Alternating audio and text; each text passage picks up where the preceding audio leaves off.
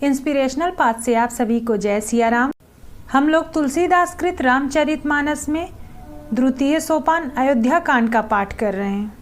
प्रभु श्री राम माता सीता से कह रहे हैं कि मैं पिता के वचनों को सत्य करके शीघ्र ही लौटूंगा। वन बड़ा क्लेशदायक और भयानक है। वहाँ की धूप, जाड़ा, वर्षा, हवा सभी बड़े भयानक हैं, इसलिए मेरी आज्ञा मानकर घर पर रहें। आइए हम लोग इसी क्रम को अपने आगे के पाठ में सुनेंगे। मातु समीप कहत सकुचाही, बोले समय समुझि मन माही। राजकुमारी सिखावन सुनहु, आन भांति जिय जनि कछु गुनहु। माता के सामने सीता जी से कुछ कहने में प्रभु श्री राम सकुचा रहे हैं, पर मन में यह समझकर कि यह समय ऐसा ही है, वे बोले, हे राजकुमारी मेरी सिखावन सुनो, मन में कुछ दूसरी तरह न समझ लेना। आपन मोर नीक जो चहु, बचन हमार मानि गृह रहु। आयशु मोर सासु सेवकाई, सब विधि भामिनी भवन भलाई। जो अपना और मेरा भला चाहती हो तो मेरा वचन मानकर घर पर रहो। हे भामिनी, मेरी आज्ञा का पालन होगा, सास की सेवा बन पड़ेगी। घर में रहने से सभी प्रकार से भलाई है। एहि ते अधिक धर्म नहीं दूजा, सादर सासु ससुर पद पूजा। जब जब मातु करहि सुधि मोरी, होई है प्रेम विकल मति भोरी। आदर पूर्वक सास ससुर के चरणों की सेवा करने से बढ़कर दूसरा कोई धर्म नहीं है। जब जब माता मुझे याद करेंगी और प्रेम से व्याकुल होने के कारण उनकी बुद्धि भोली हो जाएगी, तब तब तुम कही कथा पुरानी। सुंदरी समुझाए हूँ मृदुबानी, कहूँ सुभाय सपथ सत मोही। सुमुखी मातु हित राखूं तो ही। हे सुंदरी, तब तब तुम कोमल वाणी से पुरानी कथाएं कह कहकर इन्हें समझाना। हे सुमुखी, मुझे सैकड़ों सौगंध है, मैं स्वभाव से ही कहता हूँ कि मैं तुम्हें केवल माता के लिए ही घर पर रखता हूँ। राम नाम मन दीप धरु, जीह दे हरि द्वार।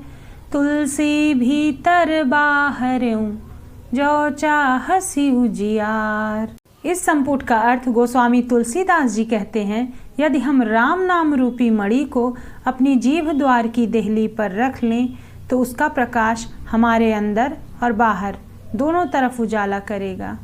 सीताराम सीताराम सीताराम जय सीताराम। सीताराम सीताराम सीताराम जय सीताराम। गुरु श्रुति सम्मत धर्म फलु, पाई बिनहि कलेश। हठ बस सब संकट सहे, गालव नहुष नरेश। गुरु और वेद के द्वारा सम्मत धर्म का फल यही है, तुम्हें बिना ही क्लेश के मिल जाएगा। किंतु हठ के वश होकर गालव मुनि और राजा नहुष आदि सबने संकट ही सहे। मैं पुण्य करी प्रवान पेतु बानी, बेगी फिरब सुनी सुमुखी सयानी। दिवस जात नहीं लागहि बारा, सुंदरी सिखवनु सुनहु हमारा।